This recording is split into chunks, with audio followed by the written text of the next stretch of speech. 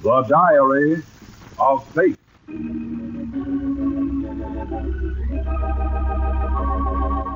Fate plays no favorites.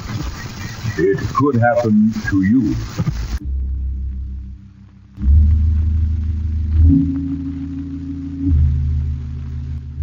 Book 84, page 946. In the Diary of Fate.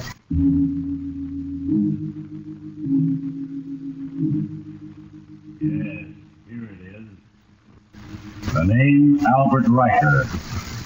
Occupation department foreman with a construction company. Once, Albert, you were a man of skill and intelligence. But that was before you were subjugated to the insidious will of Eugene Margot, a vicious man whose promises of easy riches through gambling engulfed first your judgment, then your confidence, and finally, even your sense of honesty. In a desperate but futile effort to recover your losses, you risked much more money that was not your own. And now today, Albert, because of a little thing, because you forgot your car keys, your life will be destroyed. In a moment when I have written, I will read from the record of Albert Riker in The Diary of Fate.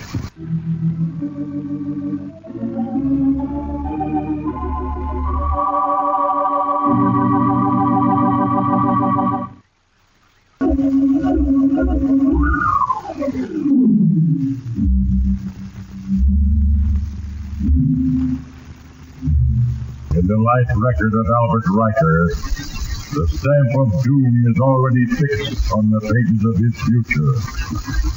And for a brief moment, I, Fate, look ahead at a single awful incident. What's the matter, Nancy? Albert, why are you looking at me like that? Albert, I'm frightened. Of your own sentimental husband in an old blue sport coat with a silly checkered weave? Albert, what are you going to do? Stay away from me!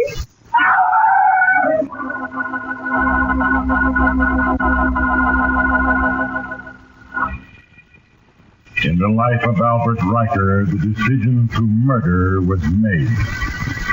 Then I, Fate, again employed the small, seemingly insignificant things that determine the inevitable outcome. It is ever thus. A turn down the wrong street, a misaddressed envelope, a broken shoelace. Little things, yes, but these are the tools with which I, Fate, shape your destiny. Remember, Albert Riker, how it all started? It was evening. You were about to leave the office when your employer stopped you. Mr. Bradley's voice was firm and cold. Oh, Albert? I'd like to talk to you a moment. If it's about that Nadella deal, sir, No, Albert, it's something else. Something more personal. Something personal? Oh, my work, Mr. Bradley? Yes. Until quite recently, you've always been so thorough, meticulous, and honest. That's why I haven't called the police. The police? What? What do you mean, Mr. Bradley? The clock account. Clark? I don't understand. I think you do, Albert. On the 11th of this month, Dana Clark deposited $9,000 with you. But it didn't show up on your books. Now, where is that money? Answer me, where is it? I took it, Mr. Bradley. Why, Albert, why? Well, what difference does it make? I said I took it. You young fool, it makes all the difference in the world. If it's family trouble, your wife's sickness. Don't you understand? If your reason is good enough, I might help you to not turn you over to the police.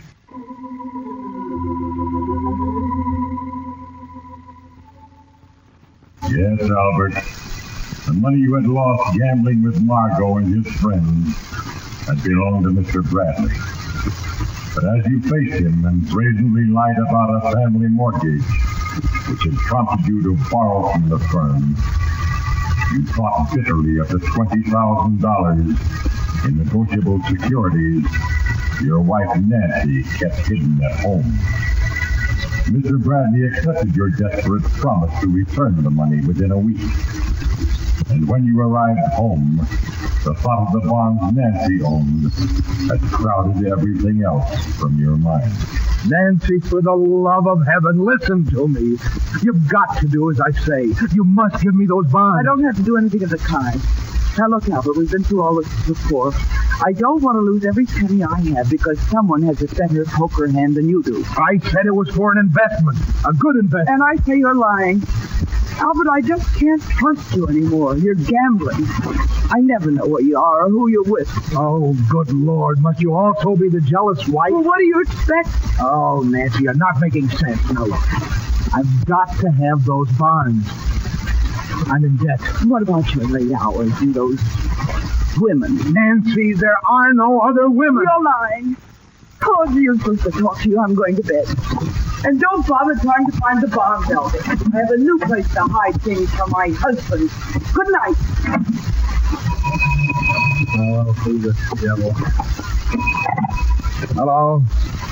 Riker, this is Mark. Do you realize it's after midnight? I told you not to call me at home. You told me. Look, Sonny, don't step out of this. I'm still a teacher and still only 4th grade. I'm getting patient over Marcus. I know it, Margot. Give me a little time.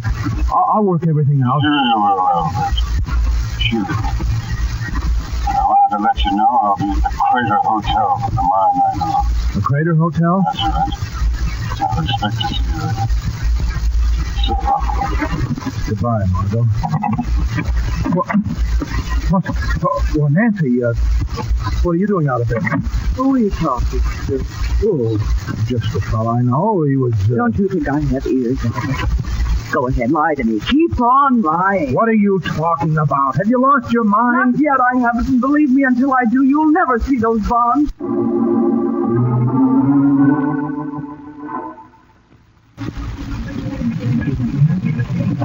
Oh, you see, Margot, I've only got 5 days left. 5 days to make up $9,000. Correction, Riker, $13,000. You owe me $4 grand. Well, that's just it. If I don't pay Bradley the money I took, I'll be sent to jail. That's your problem. That'll cost you $4,000. Wages are low in prison. Easy, fella. Don't get clever with me.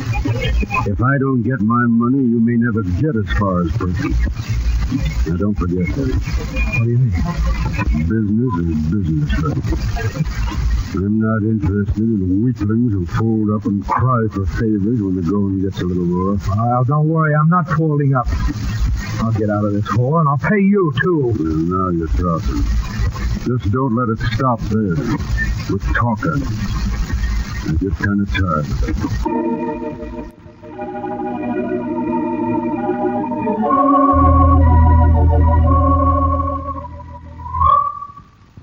Yes, Albert. Eugene Margot was ruthless. Money was the only thing that could speak for you now. So you decided as a last resort to appeal again to the generosity of Mr. Bradley. And what did you want to do to see me about this morning, Albert? Well, I wanted to thank you, Mr. Bradley, for this chance to clear myself. And I don't think you'll ever slip again, Albert. Oh, you can depend on that, Mr. Bradley. And just as soon as I paid you the money, well, I'll feel like a new man. And I'm glad you see it that way. By next week, we'll both be able to forget it ever happened. Well, that's what I wanted to see you about, Mr. Bradley. Could you possibly stretch that time limit? A couple of months would make it a lot easier for me. Now, I'll get out here at the court. Yes, sir. Well, about the money, Mr. Bradley. I heard you, Albert. I've made it extremely easy for you already. So remember this. If I don't have that money in cash in 4 days, I'll have to call in the police. Do I make myself quite clear?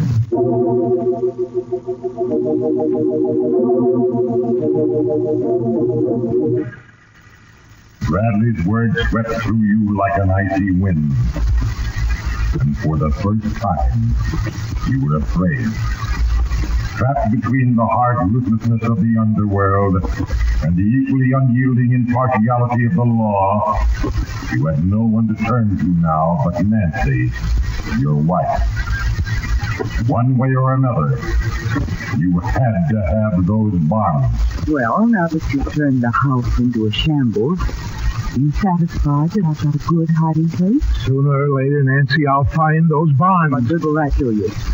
If you try to cash them, I'll tell the police you stole them from me. You wouldn't dare! Oh, let me go. I risk you're hurting me. What do you think you're doing to me? It's not pleasant when a man's own wife won't stand behind him when he's in trouble. You can take the teachers. Save them for your girlfriend. Or doesn't she have anybody? Oh, you blind fool, Nancy. I've told you 100 times there isn't anybody else. Oh, what's a use? Albert, where are you going? Oh, any place away from you.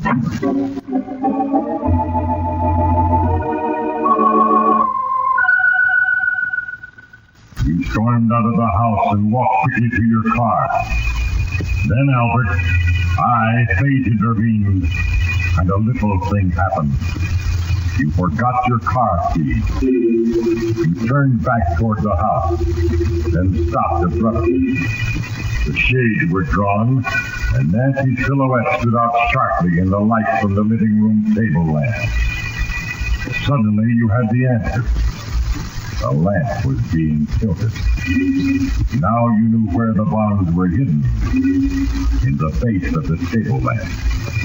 You turned and walked slowly down the street, your mind busy with the birth of evil thought. But Nancy, too, was upset. And later, as you neared a decision for murder, she entered the lobby of a downtown hotel she had heard you mention over the telephone.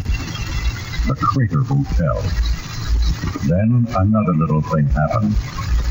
Because she stopped to buy cigarettes, she overheard a conversation a man was having at an open telephone booth nearby. That's right. That's a check made up to me. Mark. Eugene Mark. That's right, Mark. Okay. Pardon me. Are you Margot? Mr. Margot? That's right, lady. Eugene Mark is the name. Don't believe we've ever met. No, we haven't. I'm a friend of Albert Riker. Do you know him? Yeah, I know Riker. Oh, thank you. I'm glad. I'm very glad.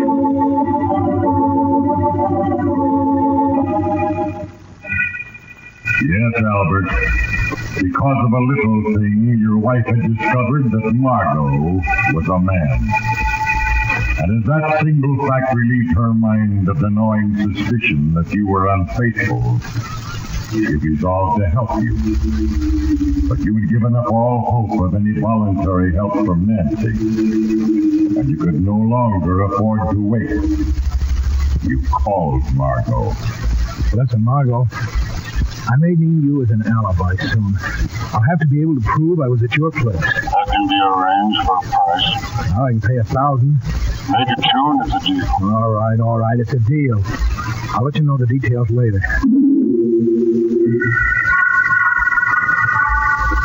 Yes, Albert. Now you face a decision. Your freedom or Nancy's life. But there was no doubt in your mind.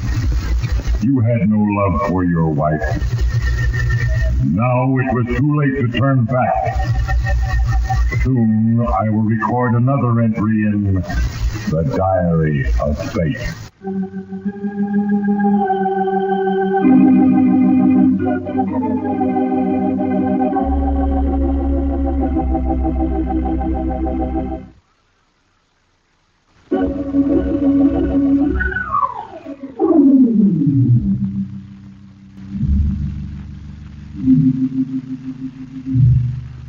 No mortal faced with decision today can choose for evil and be certain of tomorrow.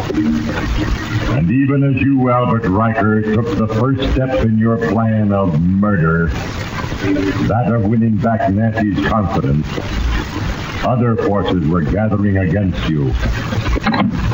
That you, Albert? Yes, Nancy, I got off early, all right. Well, you know, since your wonderful phone call this afternoon, it seems as though time has just been standing still. What's that? Oh, this? Some flowers. Violets. I remembered you liked them most, Nancy. Oh, they're lovely, Albert. Oh, darling, how did we ever let things get so far out of hand? Oh, it's been all my fault. Everything went wrong, and, well, I just took it out on you. Believe me, Nancy, I'm sorry, too. Very sorry. The same goes to me, but let's not talk about what happened. Let's try to start over again. That's exactly what I have in mind. Nancy, do you remember where we did start? Late, our honeymoon. Oh, Albert, wouldn't it be wonderful? Could we go there again, just the two of us? We're going to, Nancy. I've already planned every detail. We're going day after tomorrow. Oh, darling. Oh, wonderful. I remember it all so clearly. That cozy little cabin, the fireplace, and you in that sport coat I was so crazy about. Not the blue one. Yes, the blue one with the funny little check running through it. Albert, will you wear it? Oh, but Nancy... Please, Albert, please. Promise me. Well, all right. I'll wear it.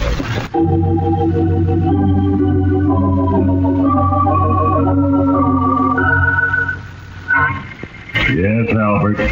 Nancy's enthusiasm for the trip you had planned so carefully gave you confidence when you spoke to Mr. Bradley the next morning. I wanted to tell you, Mr. Bradley, that I've worked things out and I'll have the money by tomorrow night. But that's splendid, Albert. I'll never let you down again, Mr. Bradley. You and my wife have complete faith in me. It's given me strength. You told your wife? Oh, yes, sir. You see, it was sort of to help Nancy's folks that I took the money. So I'll have the cash for you by tomorrow night at the latest.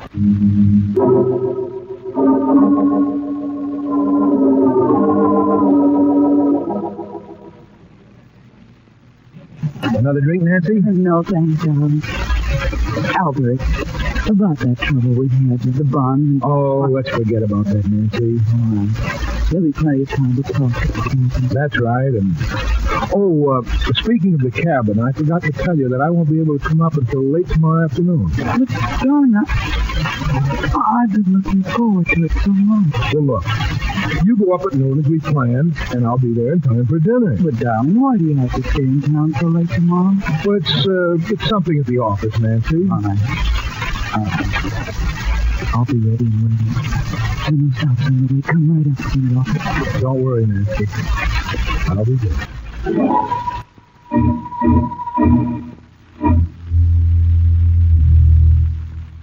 Yes, Albert. You would be there. You were impatient the next morning, and it was impossible for you to work as you thought ahead to the moment when your wife would be out of the way, and you would have the money you needed so desperately. Finally, it was time to leave the office. You were almost to the door when... Albert, Mr. Winters is on the phone now, and he wants to hear specifications on their plant edition at once. They've got some sort of conference going on up at his office. I hope you don't mind going up there now. Why, no, Mr. Bradley. Not at all. Good. It shouldn't take more than an hour or so. And, I'll meet you at your place tonight about that other matter. Will 9 o'clock be all right? Yes, Mr. Bradley. That'll be fine.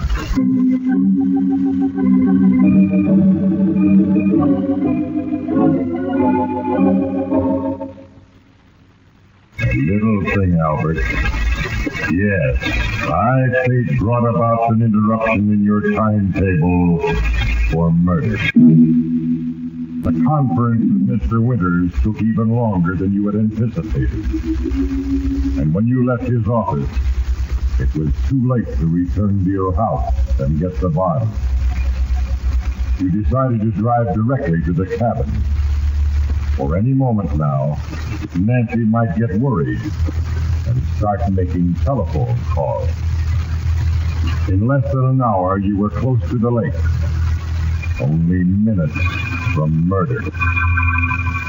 As you got out of the car and walked up the path, your eye caught the blue sports jacket draped over the banister of the cabin porch where Nancy had hung it, so you couldn't miss seeing it. You laughed bitterly as you thought of your promise to Nancy. You quickly removed your coat and put on the blue sports jacket. Then you went in.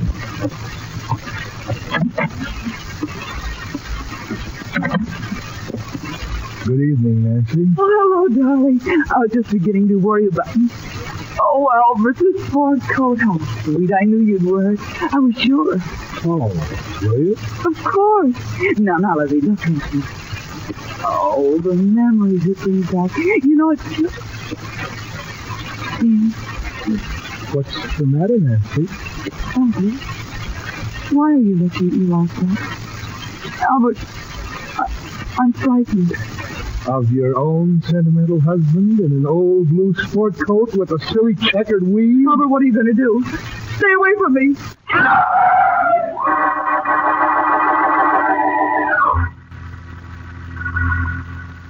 Yes, Albert Riker, you killed your wife.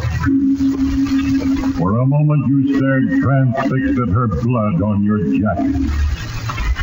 The blue jacket that she had wanted you to wear. Then you moved quickly. You threw the blood-stained jacket over your wife, struck a match to a newspaper, and threw it into the center of the room. At the door, you stopped, picked up the kerosene lamp, and hurled it at the opposite wall where it smashed to bits. As you stepped from the cabin, you heard the awful engulfing sound of the flames as they reached the spattered kerosene. Yes, your scheme of murder was complete. Soon you would have the bond you needed so badly. Soon you would have nothing to fear from Bradley or Margot. And now let any who listen think that I, Fate, am unmindful of the inevitable balance of the scales of justice. I urge you to listen closely, for in a few moments I will make the final entry under the name of Albert Riker in The Diary of Fate.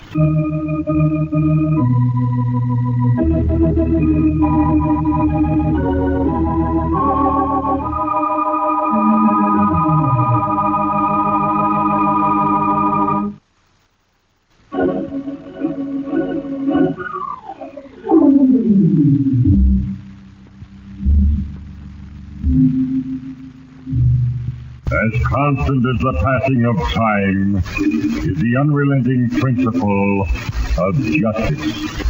Yes, Albert Riker, even as you arrived at your house an hour after you had murdered your wife, the plan already set in motion by your decision for evil was quickly moving to its irrevocable conclusion. And not even I, Fate, could alter its inevitable course. For only seconds after you entered the living room, your doorbell rang. It was Mr. Bradley. I'm sorry I'm a bit late, Albert, but I've a mountain of work at the office. If you don't mind, I'll take the money and leave it once. Well, Mr. Bradley, the truth of the matter is that I haven't got it yet. What? Listen, Riker. Don't ever mistake my generosity for stupidity. Oh, it's not that, sir. You see, I've got it in bonds, negotiable ones.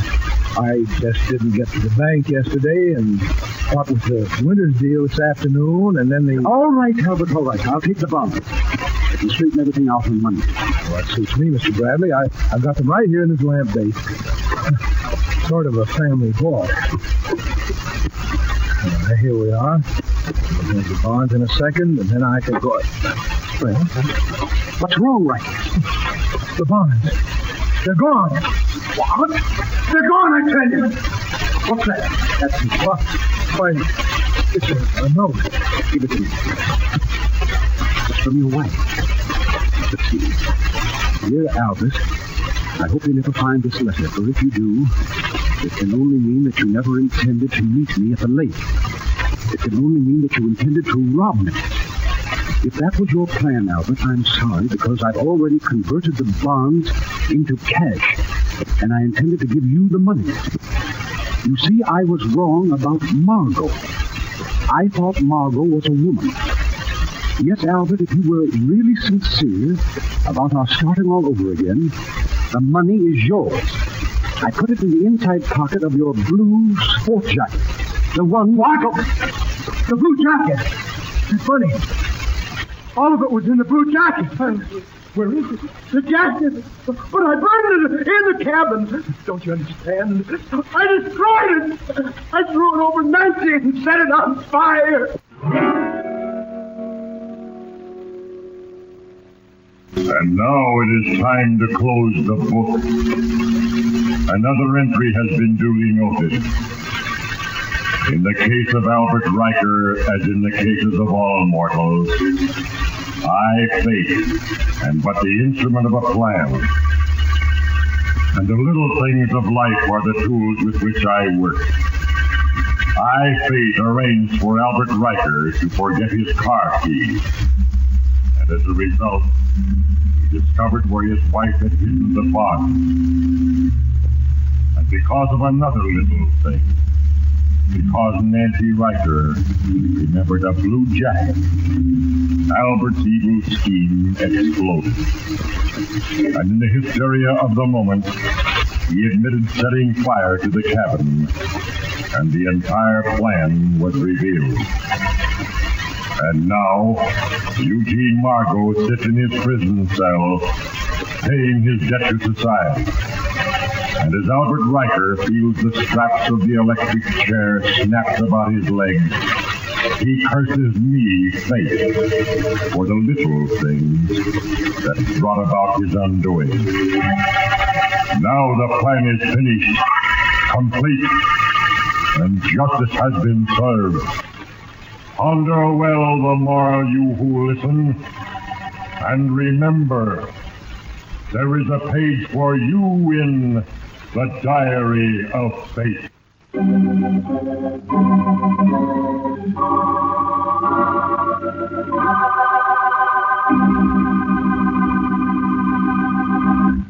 The cast included Herbert Lytton, Gloria Blondell, Frank Albertson, Howard McNear, Ray Erlenborn, Bert Horswell, Ivan Ditmars, and Hal Sawyer.